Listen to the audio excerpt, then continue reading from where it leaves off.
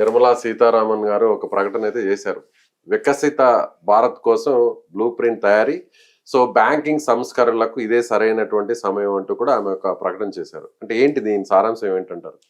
అంటే ఇప్పుడు బ్యాంకింగ్లో రీఫార్మ్స్ జరిగి చాలా కాలమైంది. అంటే బ్యాంకింగ్ అనేది ఏంటంటే ఎంత ఈజీగా ప్రజలకు అందుబాటులో తమ సొమ్ముని డిపాజిట్ చేసుకోవడం, తీసుకోవడం బ్యాంకింగ్ ఒక ప్రధాన లక్ష్యం. ఇక్కడ చాలా రెస్ట్రిక్షన్స్ ఉన్నాయి. ఈ రోజు కూడా మనం బ్యాంకుల్లో పెద్ద పెద్ద క్యూలు చూస్తున్నాం. ఎస్బీఐ లాంటి బ్యాంకులు, ఆంధ్ర బ్యాంకు, యూనియన్ బ్యాంక్ లాంటి వాటికి మీరు వెళ్తే, మీరు పట్టణాల్లో కానీ గ్రామాల్లో ఈ రోజు కూడా రేషన్ షాపుల బయట కూర్చున్నట్టే. అంటే బ్యాంకింగ్ ఎందుకు అంత స్మార్ట్గా అంత అందుబాటులోకి రాకపోతుంది? ఎందుకంటే టెక్నాలజీ గ్యాప్. ఇప్పుడు మీరు నేను ఫోన్ ఓపెన్ చేసి ట్రాన్స్ఫర్ చేసుకోగలము, కానీ గ్రామీణ ప్రాంతాల్లో అలా ఉండకపోవచ్చు. కాబట్టి బ్యాంకింగ్లో రీఫార్మ్స్ తీసుకొచ్చి ప్రజలకు ఎలా దీంట్లో అనుసంధానం చేయాలనే ఒక విధానంలో వర్షన్ 2.2 ఇంటిగ్రేషన్ లో వర్క్ చేస్తున్నారు కేంద్ర ప్రభుత్వం. సో అంటే ఇప్పుడు ఒక రకంగా చూడాలంటే ఫైనాన్షియల్ గా ఒక రకంగా కేంద్ర ప్రభుత్వం ప్రతి విషయంలో కూడా ఇప్పుడు సో విదేశీయ పరంగా జరుగుతున్నటువంటి యుద్ధాల పరంగా మారుతున్నటువంటి దానిపై ఒక రకంగా కాన్సన్ట్రేట్ తో ఉందనుకోవచ్చు. ఎప్పటికప్పుడు ఆ నిర్ణయాలు 100%. ఎందుకంటే బ్యాంకింగ్ రంగంలో అనేది ఎప్పుడు రిఫార్మ్స్ రావాలి. సో డెఫినెట్ గా, ఎందుకంటే రాబో నెక్స్ట్ 20 years లో మొత్తం డిజిటైజేషన్. ఈ రోజు అసలు ₹1 మీరు ₹10 పెట్టుకొని ఒక వస్తువు కొనే ఆ టైమే లేదు. ప్రతి ఒక్కరు క్లియర్ గా డిజిటైజేషన్ అనే టైంలో సో బ్యాంకింగ్ రంగంలో రిఫార్మ్స్ రాకపోతే డెఫినెట్ గా అది కేంద్ర పార్టీకి, కేంద్ర అధికారంలో ఉన్న పార్టీలకు ఇబ్బంది. ఎస్, గోల్డ్ రేట్ ని ఒకసారి ప్రస్తావిద్దాం. మనం జూమ్ కాల్స్ లో మీరు జాయిన్ అవుతూ ఉంటారు, విశ్లేషణ చేస్తూ ఉంటారు. ఇవాళ బంగారం ధరలను ఒకసారి మనం పరిశీలించినట్లయితే హైదరాబాద్ లో 1,55,660 ఉంది, విజయవాడలో 1,58,000 రూపాయలు అయితే ఉంది.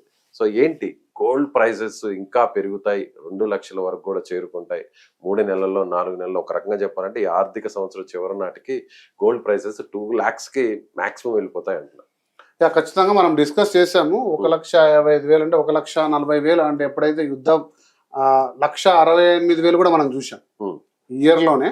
ఒకనొక టైంలో కరెక్ట్ గా మార్చి 1వ తారీఖు అనుకుంటాను, యుద్ధం రాకముందు 1,68,000 ఉన్న 24 క్యారెట్ 1,40,000 వరకు పడిపోవడం, తిరిగి మళ్ళీ యుద్ధ వాతావరణం సమిసిపోయి నార్మల్ పరిస్థితులు వచ్చినప్పుడు డాలర్ల పైన ప్రేమ తగ్గి బంగారాన్ని ఒక కరెన్సీగా ఇన్వెస్ట్మెంట్ చేసుకోవడం ప్రపంచవ్యాప్తంగా చూసాం.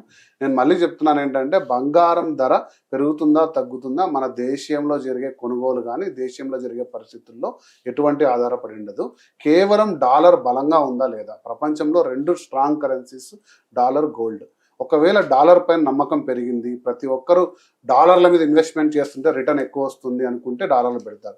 ఇప్పుడు యుద్ధం సమసిపోయిన తర్వాత డాలర్లపై కొంచెం కూడా ఫెడ్ లో కూడా రేట్స్ తగ్గిస్తారనే సంకేతాలు ఉండడం వల్ల తిరిగి బంగారం వైపు వచ్చింది. అలాగే China, Brazil, Russia, India, China, BRICS దేశాలు కూడా డాలర్కి ఆల్టర్నేట్గా గోల్డ్ని ఒక కరెన్సీగా పుష్ చేయాలని బ్యాంకులు కూడా కొనడం స్టార్ట్ చేయడం వల్ల బంగారం పైన ఫోకస్ పెరిగింది. ఒక సామాన్య మానవుడికి డెఫినెట్గా బంగారు ఎప్పటికి కూడా మంచి రిటర్న్స్ ఇస్తాయి. మీరు అంటున్నట్టు 2 లక్షల టార్గెట్ అయితే ఈ డిసెంబర్ నుంచి నెక్స్ట్ జూన్ వరకు కూడా 2 లక్షలు చేరే అవకాశం ఉంది. అయితే ఒకటి మాత్రం చెప్పగలను, అందరూ అనుకుంటున్నట్టు 1,00,000 కింద పడిపోతుంది, బంగారుకు వాల్యూ కోల్పోతుంది అనేది అయితే డెఫినెట్గా మీ మైండ్లో నుంచి తీసేయండి. ఇంకా చూసుకోండి. ఎందుకంటే మీరు చూస్తే విజయ్ గారు, ఇంకొక ఇంపార్టెంట్ పాయింట్ ఏంటంటే, దాదాపు 20 లక్షల కోట్లు బంగారు రుణాలు. అంటే లాస్ట్ 2 yearsలో 10 లక్షల కోట్లు అదనంగా తీసుకున్నారు. అంటే బంగారం వాల్యూ పెరగడం వల్ల, రుణాలు తీసుకోవడం వల్ల దేశ జీడిపిలో అది చాలా ఉపయోగపడుతుంది. కాబట్టి బంగారం మీకు జస్ట్ జోర పెట్టుకోవడానికి కాదు, రుణాలు తీసుకోవడానికి ఉపయోగపడుతుంది. కాబట్టి బంగారంపై ఇన్వెస్ట్మెంట్ ఆపద్దండి. ఇది పెరిగేదే కానీ తరిగేది లేదు. ఈ గ్రీన్ కలర్ అప్పుడప్పుడు రెడ్ అవుతుండొచ్చు, కానీ లాంగ్ రన్ లో ఇది డెఫినెట్ లాంగ్ రన్ లో గ్రెయిన్ పెరుగుతూ పోతుంది. పెరుగుతుంది.